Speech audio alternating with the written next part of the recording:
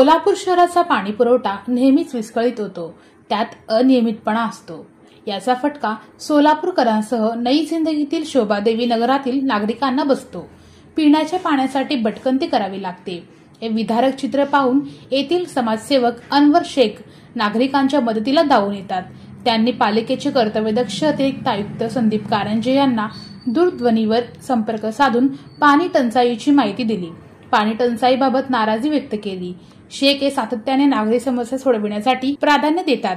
कारंजे यांनी पाणी टंचाईचे गांभीर्य ओळखून पाणी टंचाईवर तोडगा काढून पाणी पुरवठा नियमित व सुरळीत करण्याचे आश्वासन दिले। तात्काळ पिण्याच्या पाण्याचा टँकर पाठवून दिला, त्यामुळे भटकंती करणाऱ्या नागरिकांना दिलासा मिळाला।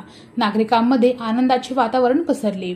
शेख यांनी तात्काळ पिण्याच्या पाण्याचा टँकर उपलब्ध करून दिल्याने नागरिकांनी त्यांचे आभार मानले। समाजसेवक अनवर शेख हे नेहमीच तन मन धनाने निस्वार्थीपणे समाजकार्याला प्राधान्य देतात। त्यांचे सर्वत्र कौतुक होत आहे। इरफान मैंदर्गी यांनी सर्वांच्या वतीने आभार व्यक्त केले।